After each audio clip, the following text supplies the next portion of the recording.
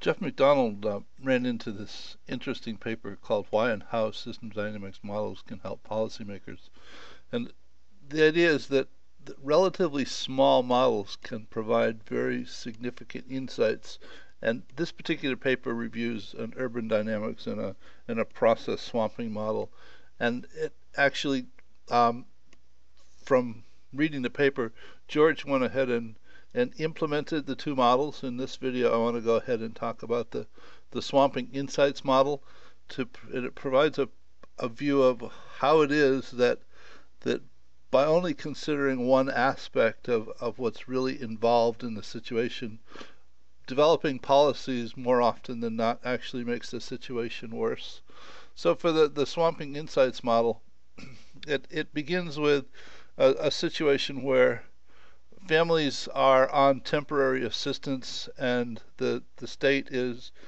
providing support to them to assist them in finding work and actually getting off of temporary assistance. So that the number of families on temporary assistance creates a load on the support system, and as the load on the support system increases, it tends to extend the time it takes to find the first job, which reduces the job filling rate. And the job filling rate typically is intended to reduce the number of families on temporary assistance. So this particular cycle is in fact a reinforcing loop. And in the way that the model was presented, if we look at the initial situation and go ahead and run the model, what we notice is that the number of families on temporary assistance is in fact increasing over time, which is a situation that those responsible for this aspect of the environment are relatively unhappy with. So their first, or their chosen course of action from understanding the situation is that it is in fact the support capacity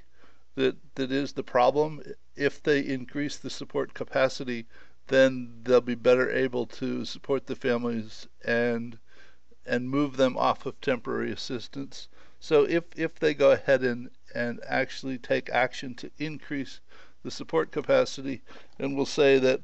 they increase that support capacity by 20% and run this simulation again, what we find out is that rather than making the situation worse, they actually end up making the situation, rather than making it better, they actually make it worse. So that where previously, after 60 months, it was about 2,500 families on temporary support, over here it's more like 500 more of them on temporary support than they were previously. So while that is the situation that plays out, the thought is, well, maybe we didn't increase the support capacity enough, so let's actually go ahead and invest enough to increase the support capacity by 50% and run this again.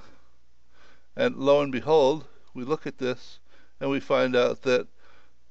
the situation has gotten even worse. So how is it that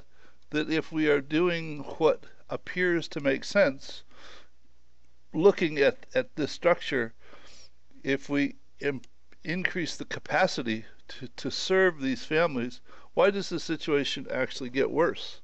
Well, it gets worse because it's a limited perspective of what's actually interplaying in the situation itself. If we look at the rest of the picture or the rest of the interactions that are actually coming into play, when that family on temporary assistance migrates through the system and end up in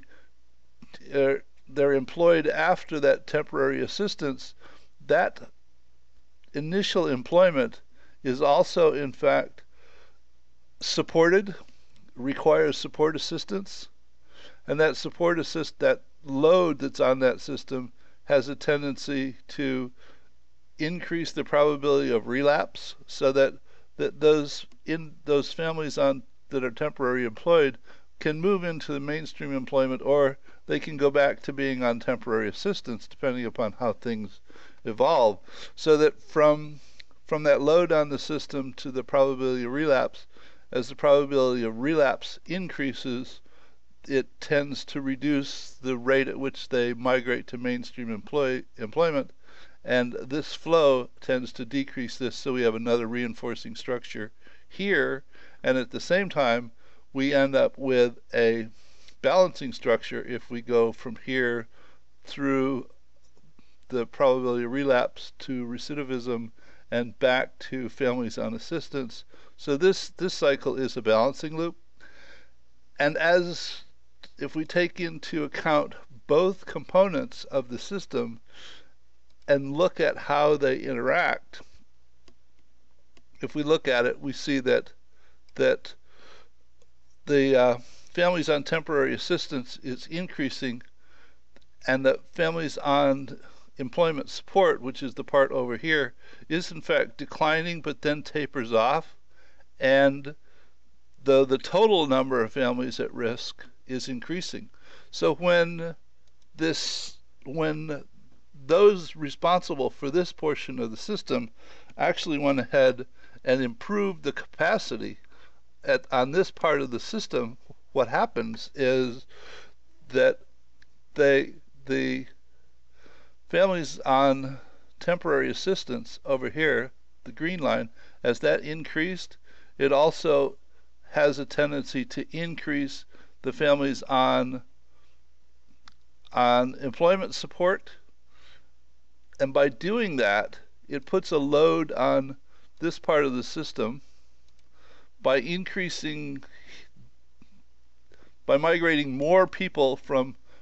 this stock to this stock. It increases the load on the system, which actually increases the probability that these people, a portion of these people, will in fact cycle back to here. So by overloading this part of the system,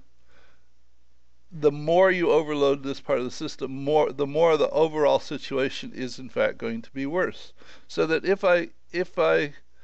look at this situation specifically from the perspective where the capacity was increased here, this is the change that happens. If I then go ahead and say, okay, rather than increase the capacity on the input side, let me go ahead and increase the capacity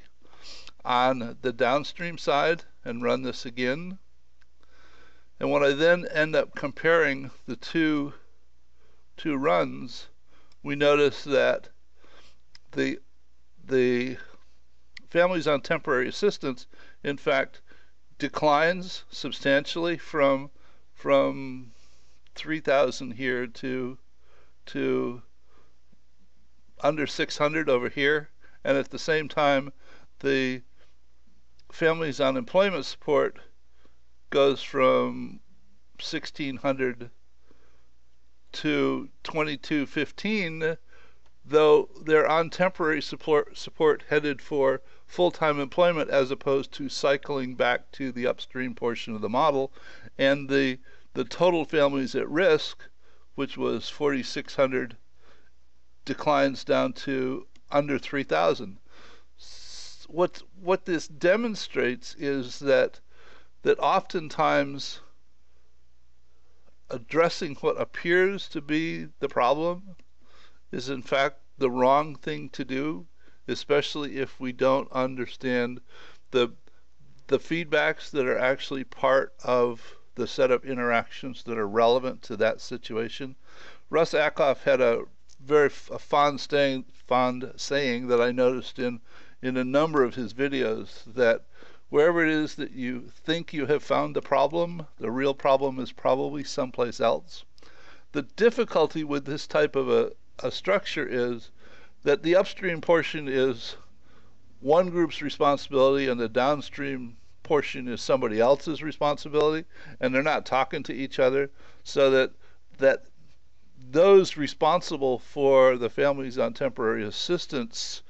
group of people, and seeing that continually rise and wanting to address the situation, they do what appears to be sensible to address that situation. It it's just the wrong thing to do, and it makes the situation worse. So the overall intent of the paper was to point out the fact that relatively simple models can provide real insights into